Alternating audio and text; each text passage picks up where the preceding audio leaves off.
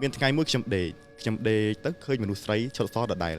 ដល់ពេលដែលយើងលេងឆាតជាមួយស្រីឬក៏យើងទៅជួបមនុស្សស្រីអីក៏ដោយណាមួយឲ្យតែភេទជាស្រីនិយាយមកកាន់គេតែងតែរបស់នឹងខឹង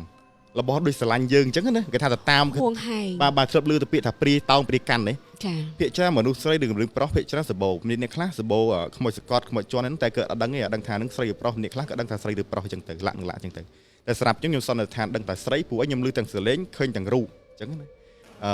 វ័យគាត់អត់ចំណាស់ប្រហែលទេវ័យបើតាមខ្ញុំមើលស្រីហ្នឹងដូចវ័យ20ជាងដែរប៉ុន្តែសក់វែងហើយគឺសបល់សអញ្ចឹងណាតែបើគាត់ខឹងមុខអាក្រក់ដូរទឹកមុខឬក៏ដូរតម្រង់មុខមកដូចក្នុងរឿងអញ្ចឹងដូរទឹកមុខតម្រឹងមុខមមឲ្យមើលរួមទៅអាក្រក់មើលយើងមានអារម្មណ៍តែគួរឲ្យខ្លាចអញ្ចឹងណាដល់ពេលមានថ្ងៃមួយខ្ញុំដេកហ្នឹងហើយដេកអញ្ចឹងទៅស្រាប់តែឮសំឡេង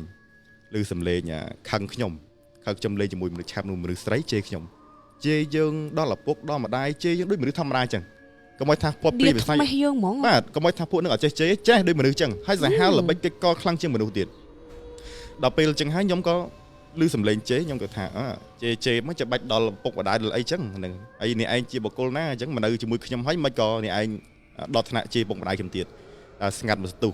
ខ្ញុំក៏នឹកកូនដល់ពេលពុទ្ធធ្វើប្រសងក៏ហ្នឹងខ្ញុំអត់ទាន់ចេះអីទេអត់ទាន់ចេះអត់ដឹងថាវាយមិនអីមិនប្រយុទ្ធមួយពួកវិញមិនអត់ដឹងទេចេះតែគោរពអញ្ចឹងណាអាចថាយើងដោយសារតែយើងយកអារបស់ទាំងអស់ហ្នឹងប្រភេទជាញើក្អែកឬក៏កន្លងជុំយកមកដាក់អាចថារបស់នឹងវាតាមមកក៏អាចថាបានដែរហើយទីទៀតខ្ញុំនឹងបញ្យល់លម្អិតពីអាហ្នឹងទៀតឲ្យយល់ពីរបស់ហើយថាយើងយកមកទៀតបងប្អូនយល់ហើយនឹងផ្លៃអារម្មណ៍ហើយនឹងយល់ដឹងជាចំណេះដឹងមួយទៀតអញ្ចឹងណាឥឡូវខ្ញុំនិយាយតទៀតដល់ពេលដែលយើងគាត់ជេរយើងគាត់អីយើងអញ្ចឹង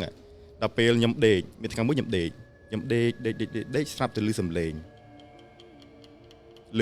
មនុស្សស្រីច្រៀងរបៀបម៉េចមកចម្រៀងហ្នឹងមិនមែនបត់សប្ថ្ងៃទេដូចបត់រៀងបារាណបន្តិចបត់រៀងបណ្ដៃយើងមិនដែលឮបត់ហ្នឹងអត្តន័យរូបទៅវាបោកអាភ្លេងហ្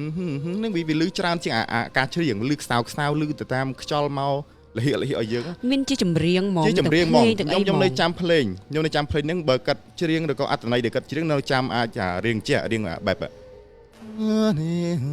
អូយចឹងណាហើយពេលយើងស្ដាប់ពេលណាហើយវា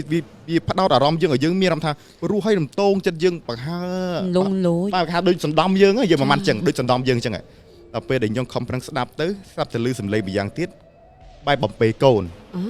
បែបអូយគេងទៅ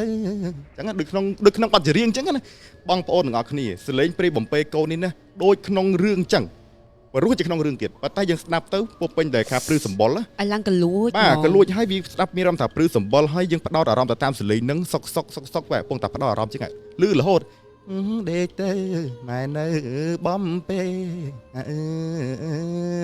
แล้วก็លួចយើងខំស្ដាប់ទៅកាន់តែព្រោះពេលខ្ញុំព្យាយាមស្ដាប់សំឡេងនឹងកាន់តែចិត្តទៅស្ដាប់ទៅលឺសំឡេងដឹងមិនហីចឹងគាត់តែលឺសំឡេងសាច់បែបហ្នឹង